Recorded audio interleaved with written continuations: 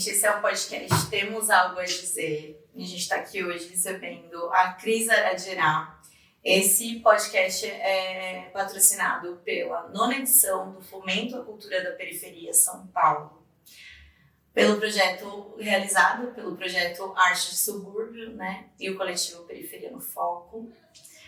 Oi, Cris. Oi. Tudo bem? Tudo. A Cris vai falar um pouquinho pra gente sobre a vida na aldeia, como é ser aldeada, como é ser uma mulher indígena, em contexto relativamente urbano, né, mesmo aldeada.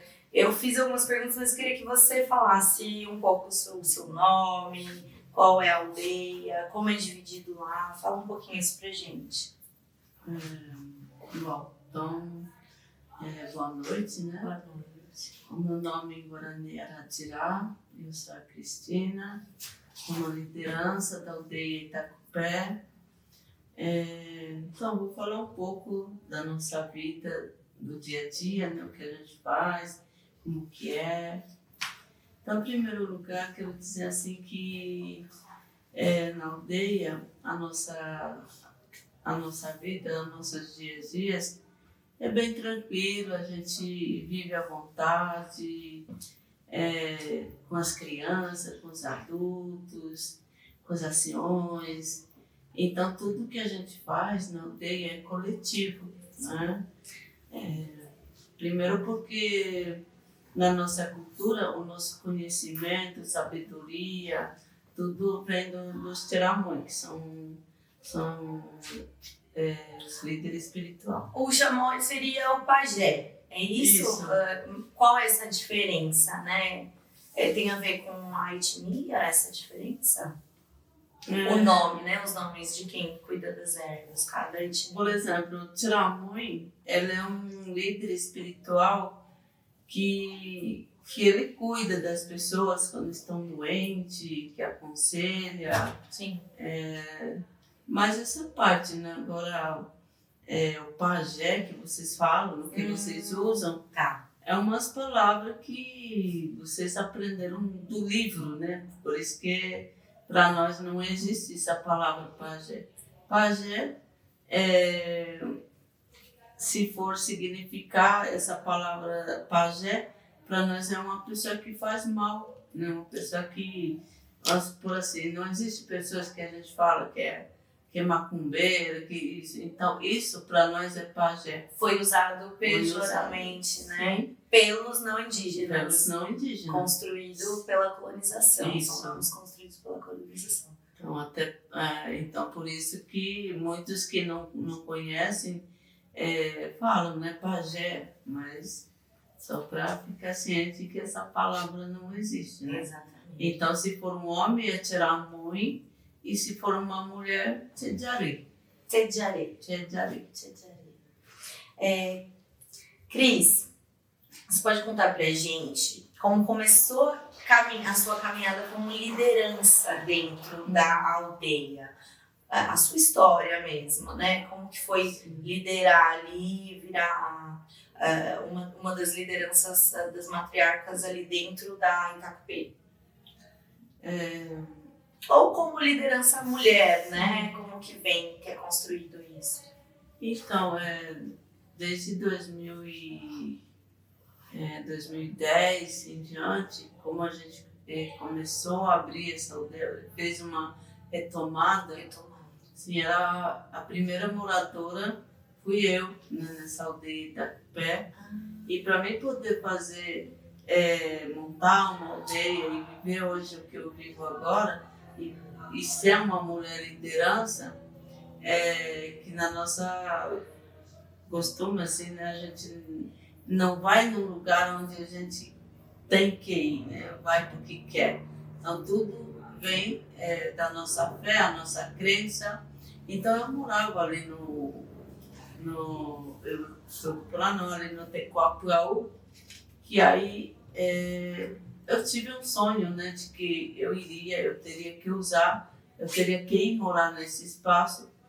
E na época, quem acompanhou e quem foi na frente, assim, abrindo espaço, abrindo caminho, foi seu Ari, né? Senhora. E aí eu acompanhando ele, e aí a partir daqueles dias, daqueles momentos lá, que eu fui tomar o meu espaço, que é onde hoje estou, que é a parte de baixo, o núcleo 2, eu tive que me preparar para ser uma liderança e cuidar das comunidades, né? As comunidades foram aumentando, foram crescendo, e quando alguém veio me dizer assim que eu teria que tomar a frente para me poder levar o trabalho para frente, para me proteger as matas, nascentes, cuidar das crianças. Então, a partir daí, então, eu já comecei a me sentir que eu teria que ter alguma responsabilidade, né? Que era um propósito. Que era um propósito, né? Então, hoje eu tô com 22 famílias morando. A gente é unido, né? A gente faz os nossos trabalhos coletivos. E hoje eu me sinto bem, assim, de eu conseguir ter essa força de liderar, né, as comunidades e de ser respeitado por eles. Sim, além de uma chundária, né? Uma liderança. Sim. E o que é ser uma mulher guarani dentro da comunidade, assim, e também diante do mundo, assim, lá fora? Me fala um pouquinho sobre ser uma mulher uma mulher indígena dentro da aldeia, que você é valorizada, e essa diferença, né, de como é o tratamento lá fora. Bom, na aldeia é uma coisa e na cidade é outra coisa, né? Porque a gente, para nós indígenas, no meu caso, por exemplo, muitas das vezes, na minha aldeia eu fico, né, como eu te falei, né? A gente fica à vontade, a gente faz o que quer. Bem viver. Sim, bem viver ali, né? Mas aí, se eu pensar como uma mulher liderança, né, uma mulher responsável e tudo, vai ter um momento que eu vou ter que sair para fora, né, onde eu tenho que me comportar como uma pessoa, né, para poder ser respeitada lá fora, né? Então, eu saindo para fora da minha aldeia, o que eu sinto assim, por eu ser uma mulher indígena, dá medo, né? Porque eu já passei várias vezes o preconceito, né? O jeito de ser tratado lá fora. Mas mesmo assim, quando eu, por exemplo, quando vou para um lugar que eu tenho que ir, primeiramente eu coloco na mão de Nyanderu, que é o nosso Deus Tupã, que me acompanha onde eu vou, que onde eu for, onde eu for recebido, que eu seja bem recebida, respeitada, né? E assim em diante vou levando a minha vida, a minha caminhada, né? E é bom viver conhecendo as duas culturas diferentes, né? Porque hoje a gente fala assim, a gente não... o que a gente tem que aprender também, que, por exemplo, na minha aldeia, quando a gente tem essa conversa da gente ter uma conversa de o que a gente tem que fazer lá fora e como que a gente tem que respeitar os irmãos lá fora, assim como nós queremos respeito. Exigir também a Sim, troca, né? A troca. Então é uma troca de conhecimento. Eu aprendo um pouco aqui fora e levo esse meu conhecimento para dentro da minha aldeia. E também vai nessa defensiva de Sim. fazer assim, é assim que a gente quer ser tratado e vamos exigir esse tratamento, né? Porque a gente sabe que, né, foram tempos difíceis, né? Hoje a gente tem alguns entendimentos, mas ainda, né, tem que se impor, né, Cris? Como mulher, né, até dentro da aldeia, eu tenho certeza que como mulher você passa pelo, né, pelo problema do patriarcado, né, até lá dentro, mas principalmente também lá fora com todos. Porque a minha função dentro da aldeia são duas coisas, né? Eu, como aprendiz de um Tidjari, né, de ser respeitado dentro da casa de reza como Tidjari, né, eu aprendi tudo isso, o meu conhecimento é tudo com a minha avó, né, com meu avô de 122 anos, mas também essa parte política. 122.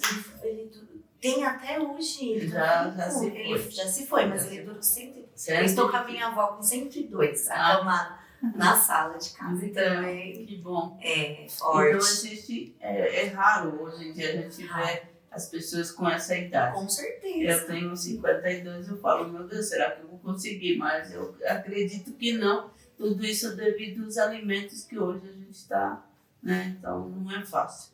A gente vive a base, né, desse capitalismo. Eu tenho os meus momentos na aldeia que algumas outras coisas eu tenho que discutir, eu tenho que levar bronca, ou eu mesmo, né, dar a bronca. Sim, então tem tudo essas porque coisas. você é uma liderança, né? Como uma matriarca, principalmente, às vezes tem que dar direção, né, para todos. O que significa esse bem viver que a gente aprendeu com vocês nesses 5 anos convivendo com vocês? Como que você define o que é esse bem viver que os juruás não sabem, né, trabalhar e que vocês trabalham para que continuem vivendo apesar, né, do contexto urbano? Sim. O bem viver nossa que a gente fala é bem viver de verdade, né? Essa parte de fazer as nossas coisas com tempo, saber, como que a gente fala, tem que ter o tempo certo de fazer as coisas, não precisa fazer todas as coisas para ontem. Então, é ter paciência também, paciência com todas as coisas para você. E não, por exemplo, se eu vou fazer alguma coisa amanhã, eu não vou ter que ficar tudo anotando aqui, me preocupo pelo dia de amanhã, não. É dormir tranquilo.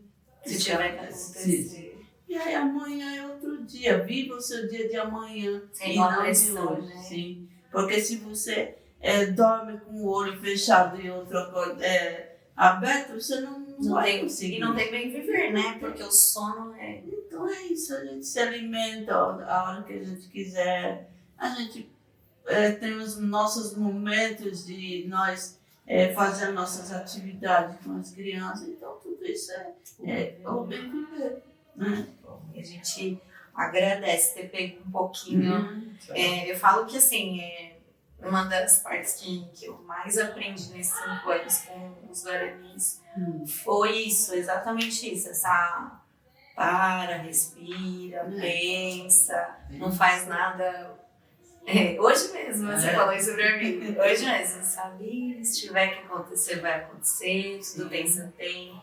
E eu sou muito agradecida também por esses ensinamentos. Como que então é esse cuidar da saúde dentro da medicina guarani, né? Porque a gente fez agora em abril, você participou comigo das oficinas, né? E a gente foi lá na fábrica de cultura no Núcleo Taipas falar sobre as ervas medicinais. E isso tem a ver com essa sua, né? Esse seu processo de questionar, né? Esse meu conhecimento, se tornar um aprendiz de seu Tijari. Então, assim, desde nós cuidamos das nossas crianças, assim, tudo na fase, como que eu vou te explicar? Por exemplo, é um exemplo que a gente, quando é menina, por exemplo, a gente tem mais cuidado do que os meninos, porque a gente sabe que o processo das meninas é longo, é difícil, né? Então a gente tem o dia a dia esses cuidados, a gente pergunta como que ela dormiu, como que ela, né, tudo isso para já a gente se preparar para alguma coisa. Aí no caso, por exemplo, eu hoje, como eu tenho bastante conhecimento das ervas medicinais, eu faço meu trabalho espiritual, então tudo isso, então eu sou diferente. Eu conheço quando a pessoa está triste, está alegre, ou quando a pessoa está doente mesmo, né? Assim, a gente fala assim, doenças que não da nossa cultura, que hoje está afetando muita gente, né? A aldeia inteira, porque a gente está no meio da cidade. E a cidade tomando conta, a gente não tem para onde correr. Então nós temos nossa própria ervas, nossa própria medicinas, né? Então, por mais que hoje a gente percebe também que nem todas as doenças, esses chás, essas medicinas, tá ajudando a curar ou controlar, a gente continua em busca de cura com esse chá e tudo, né? Sempre no processo. Sim. E você acha então que a medicina guarani, ou melhor, você acha que vocês como matriarcas e como lideranças, como anciões, prestam mais atenção na juventude, nas crianças, né, na saúde, não só, né, nessa saúde do corpo, né, mas na saúde da alma, né, do pensamento, do dia a dia. Você acha que isso também faz parte daquele bem viver, né? Porque claro, em primeiro lugar é a saúde, né? Porque eu vejo vocês muito atentos, né, ao cuidado com os jovens. E as nossas crianças, eles são mais, eles ouvem bastante do que falar muito, né?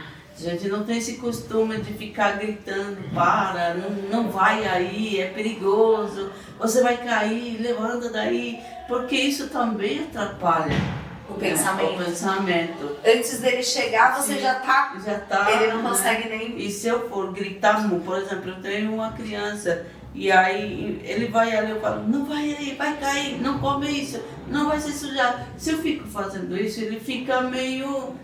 Pô, o que eu vou fazer? Para onde eu vou? Faz todo sentido. Então a gente deixa livre. Perde a autonomia, não aprende a se cuidar, né? Aí a gente deixa eles livres, eles fazem o que bem entendem, mas assim, não fazendo as coisas erradas. Sim, né? porque vocês estão de olho, só que não tem essa... Sim, então deixa ele cair, deixa ele se ralar, deixa ele...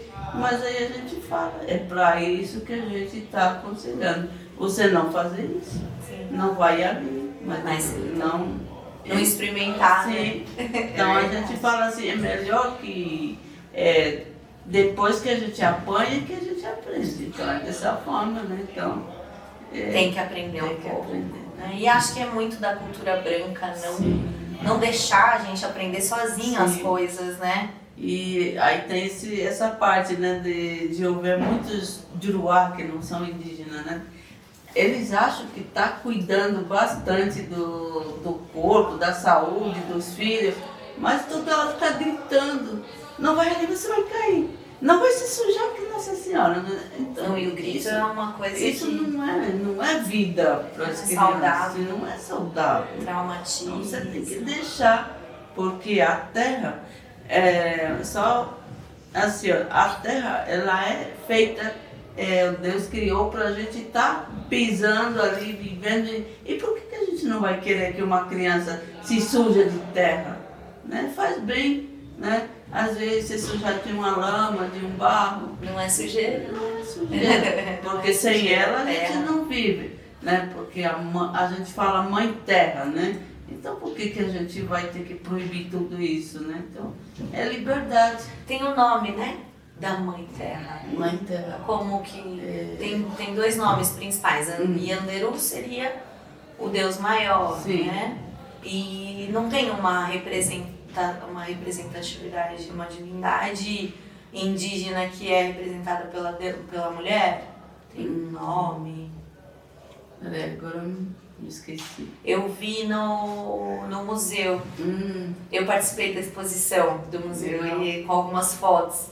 Sim. E aí eles falavam um pouco dessa história, porque assim, a cultura indígena, né, ela é toda a natureza. Sim. E aí são várias... Eu queria falar um pouquinho também sobre o espaço Paraiuá. E sobre as vivências que vocês fazem, como que é e pra quê? Qual é, né, nessa hora que vocês conversam na casa de Rez, falam assim, a gente vai trazer o Juruá para dentro da nossa aldeia. Qual é o propósito disso? Por que vocês trazem o Juruá? Claro que é um processo de trabalho, né? Vocês trabalham com cultura, mas existe um porquê maior, né, de estar passando esses ensinamentos, né? O que vocês esperam com essas vivências? Bom, então esse espaço, o A foi criada, né? E também é o nome de um projeto que o Tondaro, né? Ele criou. E aí, pelos muitos motivos, né? Que ali na aldeia Itacupé, a gente vê o acesso difícil, a gente não tem ajuda com nada, a gente não tem onde levar nossas artes para vender. E não só isso, pensando em dinheiro, vamos supor, mas assim, a gente, no nosso pensar, é a gente querer passar os nossos conhecimentos para os não indígenas, né? Para eles também poder ter esse conhecimento, para eles também um dia guardar na cabecinha, dizer assim, poxa, é isso que a gente quer. Então, cada vez mais, a nossa ideia é de cada vez mais receber escola, receber os adultos e falando da cultura, né? Porque a gente sabe que a gente vai dependendo do outro. Eu não posso dizer assim, a gente não vai depender do Juruá. É comigo somente, né? Não dá para esquecer também o que aconteceu. Sim. Mas é uma sociedade, né? E a minha avó sempre dizia assim, nunca diga para pessoas que não são indígenas, primeiro porque o nosso Deus Tupã é um só. E querendo ou não, eles têm sangue indígena, eles falam algumas palavras que são em Guarani, só que eles não observam, não vê o que está falando. Então, e aí então vem tudo isso, mas aí no outro lado, a gente sempre vai precisar, né? Um dia vocês vão, pensando bem, os Juruá, que não são indígenas, estão precisando da gente hoje.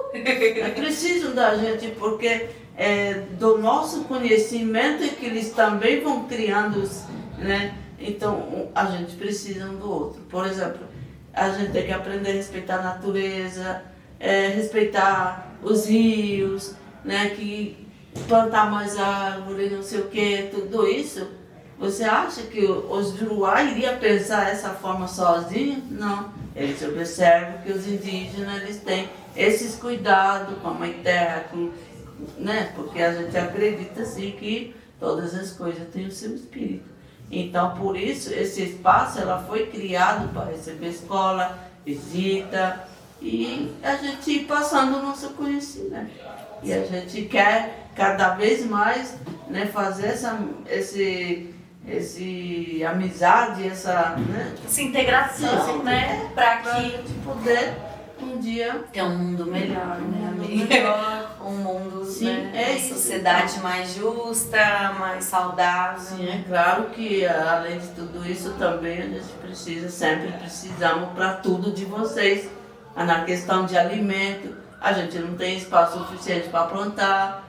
Se eu não receber ninguém, se eu não for eu não venho pelos artesanatos. Como que eu vou sobreviver se um dia o meu riozinho secar? Se eu não aceitar ninguém? Então, tudo isso tem o seu modo de... Né? E assim, falando um pouquinho sobre tudo, né? Tem as danças, então é uma vivência muito rica, né? Além as alimentações tradicionais. Sim. Né? Então, é maravilhoso, aconselho a todos darem uma olhadinha. Aqui em algum lugar a gente vai colocar o @ do Espaço Paraiuá, que fica na aldeia Itacupé.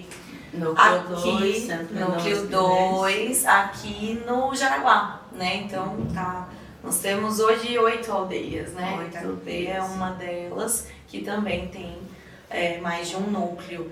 Então, nós temos hoje, depois das retomadas, uma equipe né, maravilhosa de guaranis, em torno de 700 a 800 que se preocupam com esse cuidado de preservação, né? Aí a gente fala assim, se não fosse por essas ruas, essas bandeirantes, essas avenidas, essas coisas que cortam a aldeia, a gente era uma aldeia só. É uma aldeia só, sempre, mas a gente é dividida por causa famílias, né? Algumas famílias.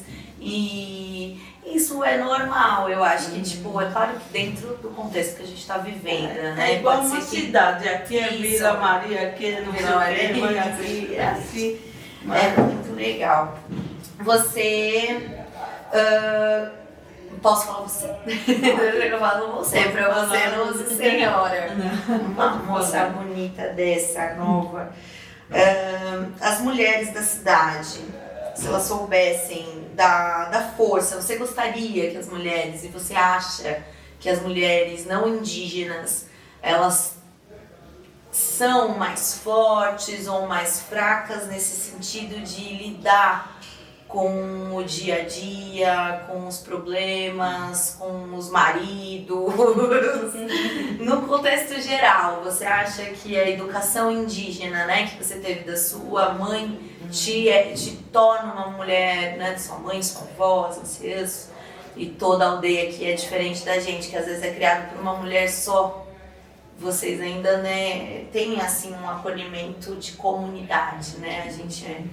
A cultura branca é muito mais individualista, egoísta, né? Então a gente, aquela mulher que teve filho cedo, vou deixar ela se virar sozinha. E é o que causa, né, nas crianças terem alguns traumas. E isso também adoece o corpo, porque eu vejo muito nas mulheres não indígenas, sofrem, né, bastante, ansiedade, depressão. Chega até ficar lelé. Né? Então tudo isso é falta de respirar, pensar, refletir, né? E aí uma coisa que a minha avó dizia assim, olha que eu vou te falar uma coisa. Na época eu tinha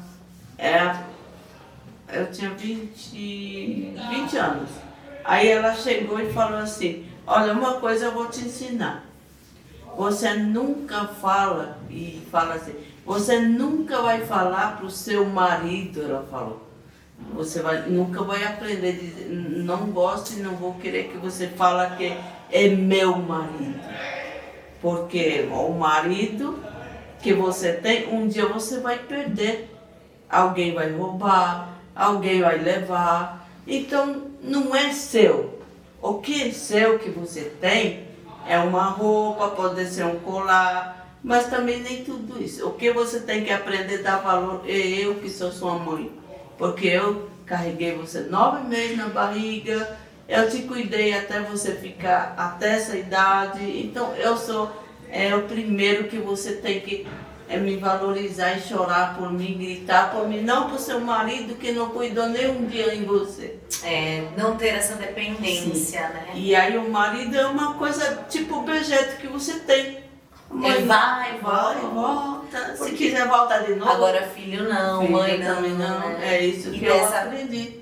Consciência da não necessidade, sim, de ser uma mulher completa, né? Porque, sim, não faz parte, você nasceu sozinha, né? Mais ou menos isso. Achei muito legal isso. Vamos falar um pouco das comidas que você trouxe? Você fez pra gente. Fala pra mim, esse daqui é o... Bom, aqui tá parecendo as duas coisas igual, mas essa aqui era pra ser tipá, né? Não, tá diferente, tá lindo. Não, é porque essa daqui, ela foi assada em cima da frigideira. Uhum. Aí ela fica mais assim, mas se fosse em óleo, ia ser diferente. Então ia ser chamado de tipá. Tipá. Assim só aí pode ser esse é o tipá. Vamos supor que os dois são igual, mas é assado um diferente do outro. Entendi. Esse foi na fogueira mesmo? Esse foi na fogueira e no bambu. Aí a gente chama de cauré. Cauré. Cauré, ela foi feita pra gente, para servir como café da manhã.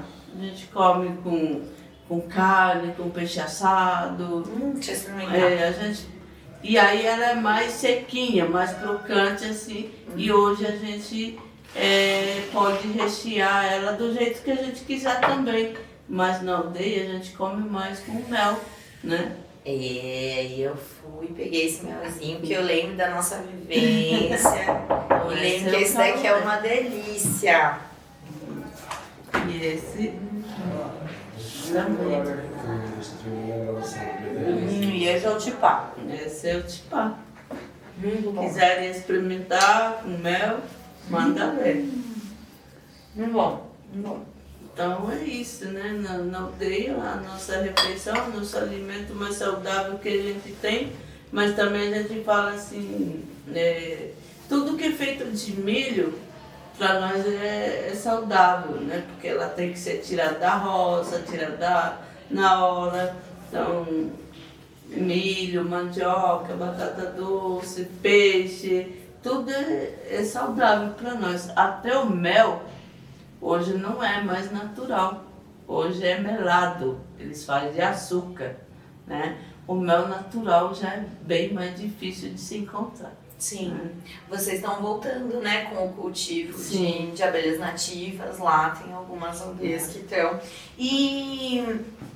E alimentação, como é que tá? Vocês lá na Itacupé tem algumas plantações, né? Vocês plantam o quê? Temos, no meu núcleo a gente tem banana, mandioca, batata, cana, feijão, né? Só que agora não é mais época, quer dizer, é época, mas devido à seca, falta de chuva, esse ano ainda a gente não plantou, mas a gente está com a terra tudo preparada já. Sim. E essa seca que levou, né? Agora, o ano passado secou mais ainda, né? Secou mais ainda. Outros fiozinhos, né? Sim. Que aí você ficou um tempo sem água, Sim. que eu lembro. Que a gente tentou correr atrás Esse das dia caixas. a gente já voltou a ficar sem água de novo, uma semana e tudo, mas... E agora, com a demarcação, você falou pra mim que vai rolar uma estruturação da Sabesp lá dentro. Vai ser instalado já essa semana. Estamos de olho. Semana que vem, ou essa semana, a partir de amanhã já vai ser entregue as caixas da água, vai ser instalado tudo bonitinho.